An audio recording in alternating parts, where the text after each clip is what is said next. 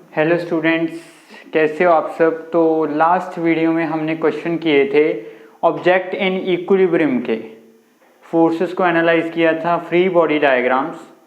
तो आज हम क्वेश्चंस करेंगे Newton, application of Newton second law. थोड़ी सी इसकी पहले थ्योरी बता देता हूँ आपको। न्यूटन सेकंड लॉ क्या था कि फोर्स जो थी that is equal to rate of change of momentum के डायरेक्टली प्रोपोर्शनल थी। तो जो नेट फोर्स किसी भी ऑब्जेक्ट पे लग रही थी that is equal to mass into acceleration. यही वाला फॉर्मूला यूज करेंगे आज। Net force acting on object, जब कोई भी ऑब्जेक्ट मूव कर रही है उसके ऊपर जो नेट फोर्स लग रही है that is equal to mass of object into जितनी एक्सेलरेशन से वो ऑब्जेक्ट मूव कर रही है। तो लेट्स सपोज ये जो फॉर्मूला है ये यूज करेंगे हम। क्वेश्चन 1 है कि एक हॉरिजॉन्टल सरफेस है, उसके ऊपर एक ऑब्जेक्ट रखी गई है। लेट्स सपोज उस ऑब्जेक्ट का जो मास है दैट इज 10 किलोग्राम और उस पर कोई फोर्स एक्ट कर रही है 50 Newton making an angle 37 degree with ground.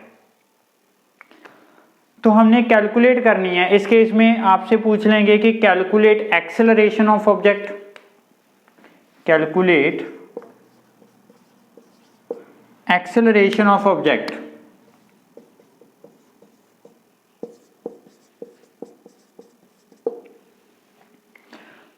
पहले तो फ्री बॉडी डायग्राम बनाना पड़ेगा इस ऑब्जेक्ट का, और ऑब्जेक्ट मूव तो करेगी डेफिनेटली।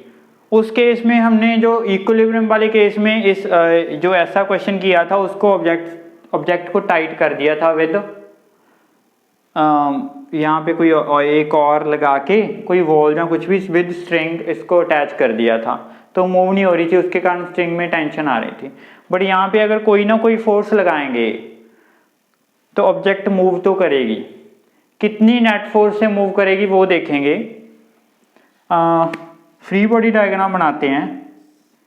सबसे पहले एक फोर्स तो आपने लगानी ही लगानी है, that is weight of object mg। 10 मास है, 10 इसका ये है, g लग जाएगा और 100 न्यूटन हो गया नीचे की तरफ। ऊपर इसको क्या मिलेगा, normal action.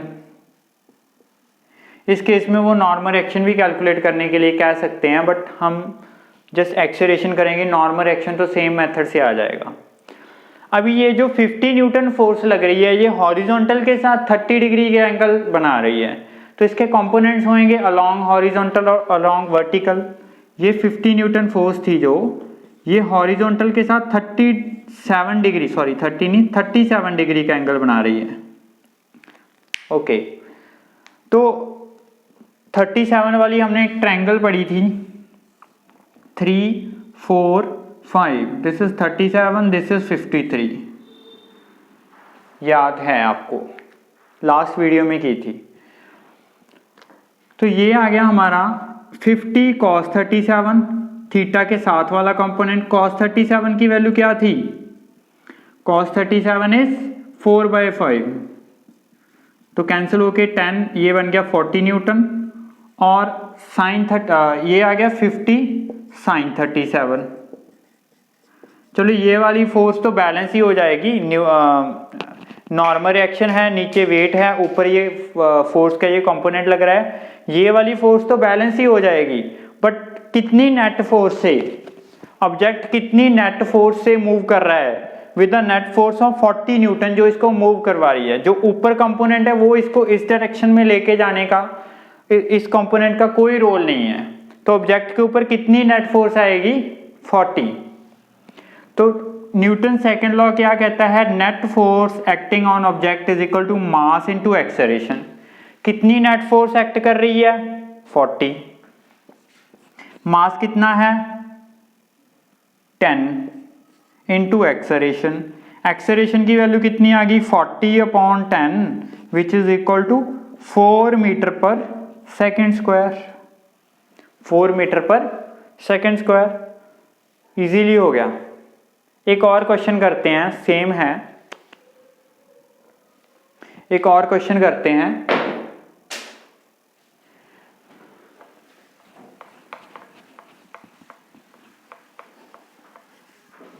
Same horizontal level पे एक ऑब्जेक्ट है, इसका मास चेंज कर दिया, इसका एंगल चेंज कर दिया, 20 किलोग्राम इसका मास कर दिया, 53 लेट्स सपोज इसका एंगल कर दिया।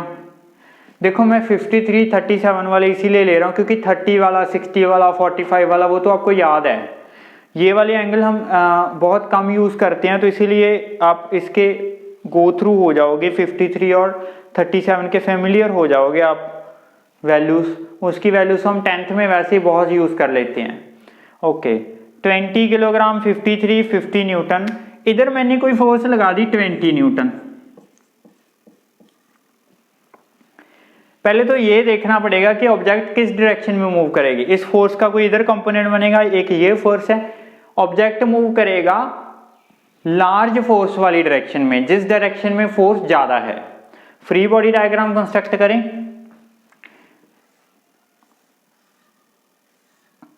देखो वेट mg, वैसे तो आपको भी पता है कि mg का यूज हो ही नहीं रहा एक्सेलरेशन निकालने में, क्योंकि नॉर्मल रिएक्शन और जो फोर्स का ये कंपोनेंट और mg ये तो बैलेंस हो रहे हैं, बट फिर भी फ्री बॉडी डायग्राम बना रहे हैं तो आप मतलब ऑल फोर्सेस में यहाँ पे कंसिडर कर रहा हूँ। तो mg कितना आएगा, 20 इंटू जी, 20 इंटू 10 200, ऊपर नॉर्मल रिएक्शन आ जाएगा।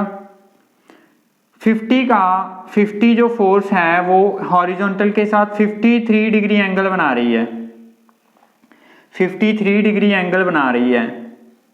तो इसका जो अलोंग इस डायरेक्शन में थीटा के साथ वाला जो कंपोनेंट आएगा that is 50 cos 53, cos 53। cos 53 की वैल्यू कितनी है, अगर ये 53 है तो इसके अकॉर्डिंग ये बेस हो गया और ये हाइपोटेन्यूज हो गया, तो कितना आया बेस अपॉन हाइपोटेन्यूज 3/5। ये कैंसिल होके 10 बन गया और ये बन गया 10 इंटू 3 30 न्यूटन। और इस तरफ क्या बन गया 50 साइन 53, 50 साइन 53। एक और फोर्स लग रही है, कितनी 20 न्यूटन। 20 न्यूटन एक और फोर्स लग रही है, किस डायरेक्शन में लग रही है, लेफ्टवर्ड लग रही है, तो ये आ गया 20 न्यूटन। 30 ये तो बैलेंस ही होगी ऊपर नीचे वाली, 30 फोर्स इस डायरेक्शन में है राइटवर्ड और 20 फोर्स लेफ्टवर्ड है।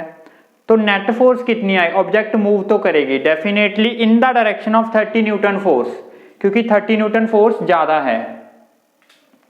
In the direction of 30 Newton force object move करेगी और 20 लेफ्टवर्ड है, तो नेट फोर्स कितनी हो जाएगी, नेट फोर्स आएगी 10 न्यूटन।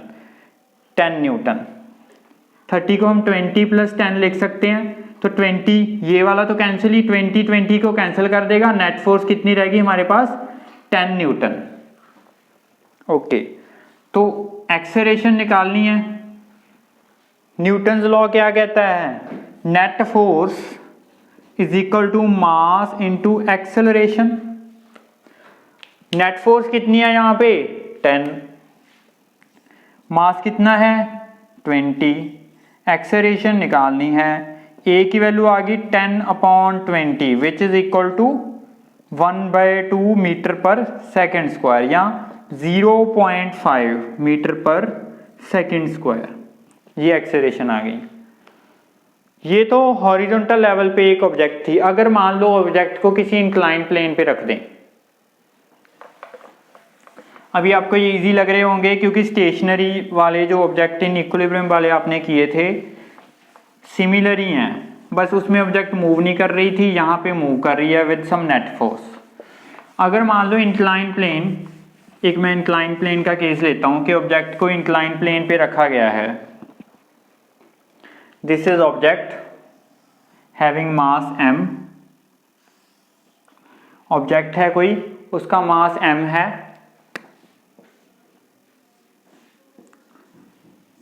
तो इसकी एक्सेलरेशन अगर ये निकालने को कह दें, एक्सेलरेशन निकालने को कह दें इसका एंगल लेट्स सपोज थीटा है। कंपोनेंट तो भी आपको पता हो ही गए होंगे।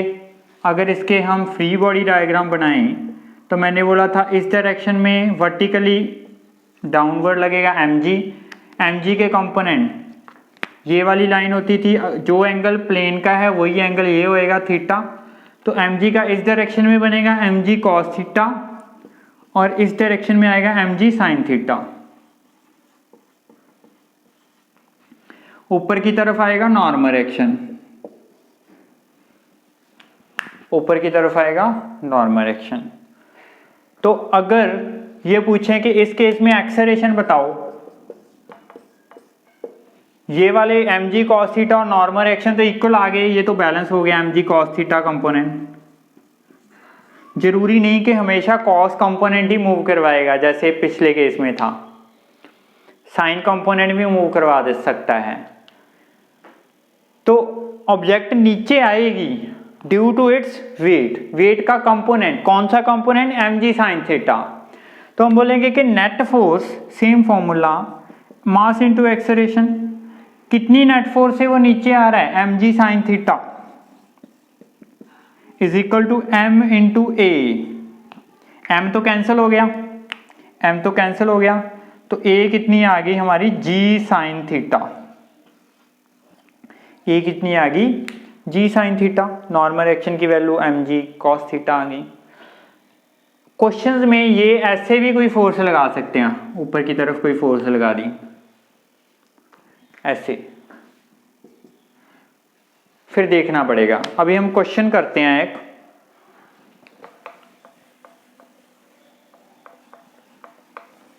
इंक्लाइन प्लेन का ही क्वेश्चन है। लेट्स सपोज एक ऑब्जेक्ट है, उसको इंक्लाइन प्लेन पे रखा गया है, 10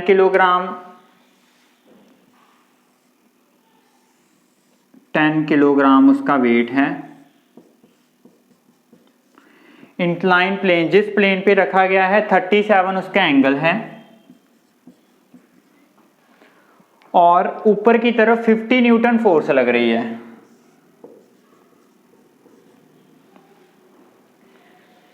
इस केस में वो कहते calculate acceleration of object.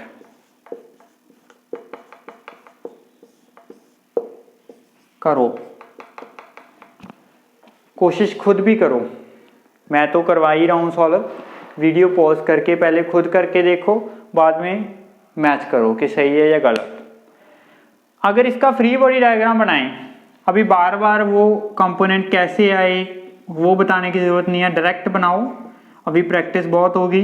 mg 100, ये 37 तो ये 37, this is mg cos 37।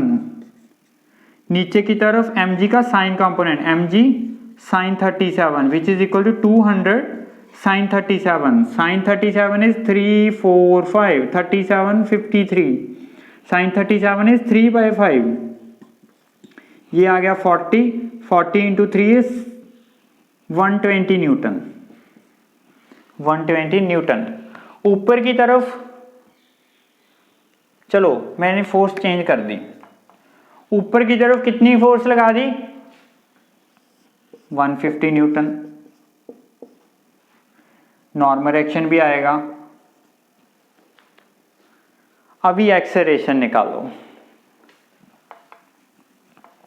Acceleration is a vector quantity और उसकी डायरेक्शन भी होएगी, बता दे। वो तो प्लेन वाला केस था पिछले केसेस में। अभी आपको पता चल गया कि नीचे जो कंपोनेंट आ रहा है दैट इज वेट का कंपोनेंट 120 न्यूटन। जो मैंने एक m मास लेके इंक्लाइन प्लेन कराया था उसमें ड्यू टू इट्स वेट ये नीचे आ रही थी, पर अभी वेट का कंपोनेंट जो हमने ऊपर की तरफ फोर्स लगा दी उससे छोटा है, तो इट मीन वेट इसको नीचे नहीं लेके आ सकता। नेट फोर्स किस डायरेक्शन में ज्यादा हो गई? अपवर्ड।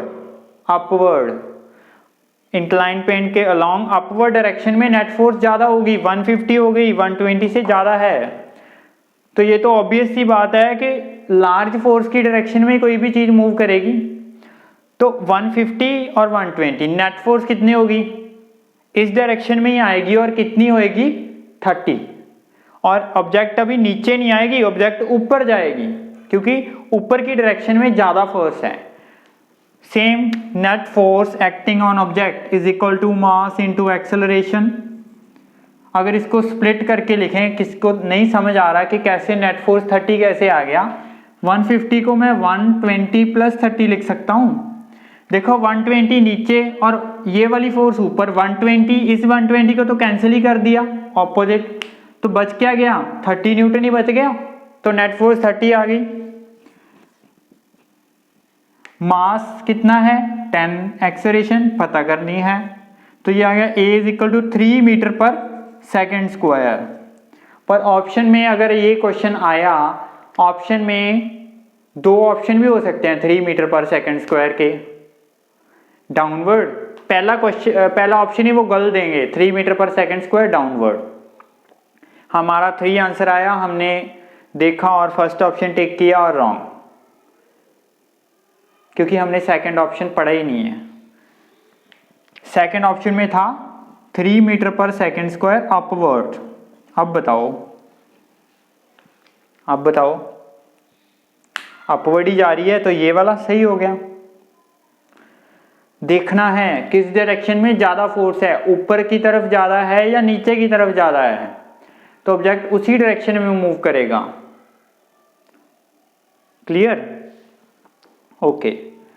तो इस तरह के जो क्वेश्चंस हैं application of Newton second law, इस तरह के क्वेश्चंस बनेंगे। तो आज की वीडियो में इतना ही करेंगे। Thank you.